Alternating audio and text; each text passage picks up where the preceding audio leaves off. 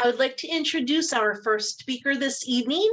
Our club president is Karen Brower, and as a full-time mom, a worker in the workforce, new job in the last couple of months, and Toastmasters and church and so many other volunteer aspects of her life. She definitely needs to be able to keep her balance and stay organized to be alive and healthy and having fun with everything that's being juggled throughout her life. Let's bring up Karen Brower to our virtual lectern tonight with her speech titled Keeping Your Balance. Karen. Thank you, Madam Toastmaster. It was 1994. I was traveling with several other people from several other countries down a highway on the island in Tenerife in the Canary Islands. I was 18, naive, and with older people. Oh, don't worry, it's not as bad as it sounds.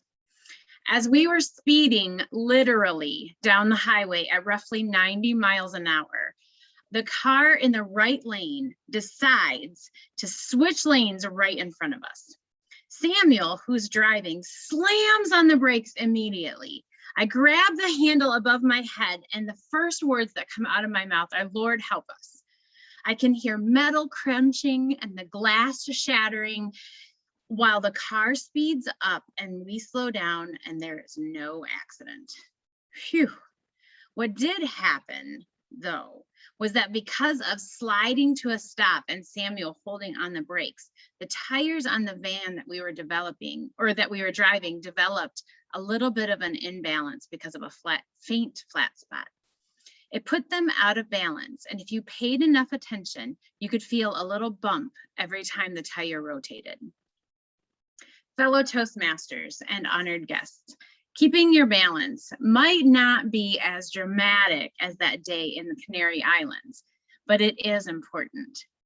There are a few things that I remember thinking about that day after the experience, as much as I remember the near collision and death that my brain had expected. The first thing that I remember about this event was the slamming of the brakes.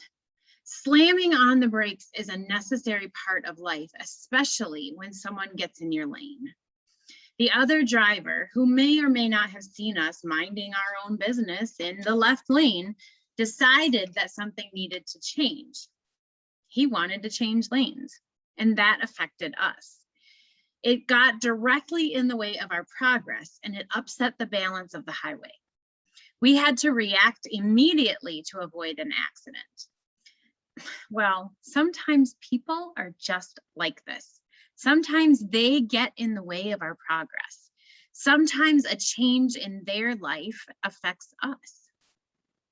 Sometimes we have to slam on the brakes significantly, stand on them even, in order to avoid a disaster.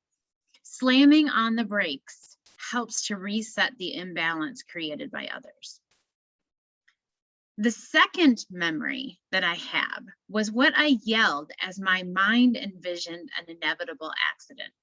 The first words that came out of my mouth were, "Lord, help us."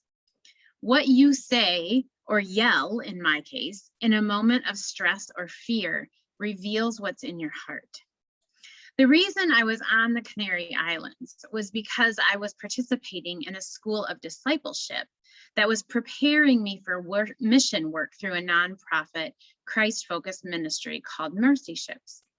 It was a time of significant biblical study as well as street evangelism in different forms. So when the first thought I had was, "Lord, help us," it wasn't lost on me that my dependence was completely on Him to rescue and save me and my traveling companions in that moment. When life becomes unbalanced, it's important to look at our heart and see what might be weighing the scales unfavorably, and if it's in my heart where the root of that unbalance is. And lastly, remember Samuel, the driver? Samuel, the Colombian who lived in Germany and spoke 3 languages and was a mechanic by trade. Samuel was the one that pointed out the tire imbalance. I never noticed it. I wasn't aware of it, but it took me actually some time to focus to even notice it because I wasn't trained to. But Samuel, he was trained to notice it. He was trained to see what is wrong with a vehicle. Most of us just get in a vehicle and expect it to work the way that it is, but he gets in a vehicle expecting it not to work and find out the root cause. So he's trained to sit in the car and notice the imbalance. He's aware when the car is making a noise it shouldn't, jerking when it should be smooth, and when the tires don't roll right. Being aware that we are out of imbalance helps us to get back into balance, or at least get on the way to being balanced. Here are a few ways that you can stay balanced personally when you start to see the scales tipping unfavorably. The first thing you can do is check your necessary needs.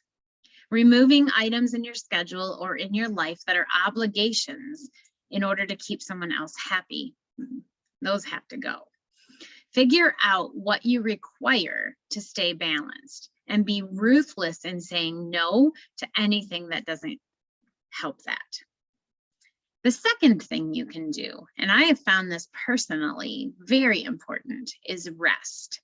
Sleeping at night, taking a nap when necessary, going out in nature to reboot, allowing your body to rest and recuperate so that you have the energy you need to keep things in balance, especially if you are juggling a lot of things. And the third item that I would suggest that you do in order to keep yourself in balance is to make time for your loved ones. It can be very easy to make time for those who are outside of your direct family, people at church, your coworkers, your boss, your school. There's a lot of obligations that we tend to take care of while ignoring those that we love the most. So making time for them, and when you are with them, being all there and present. I hope that as you work to find balance in your own life, you do not need a near accident to teach you to pay attention and stay in your lane. I'm so thankful for my friend Samuel, whose quick thinking and heavy feet most likely saved my life that day. Thank you. Thank you so much, Karen. I'm going to stop the recording at this time.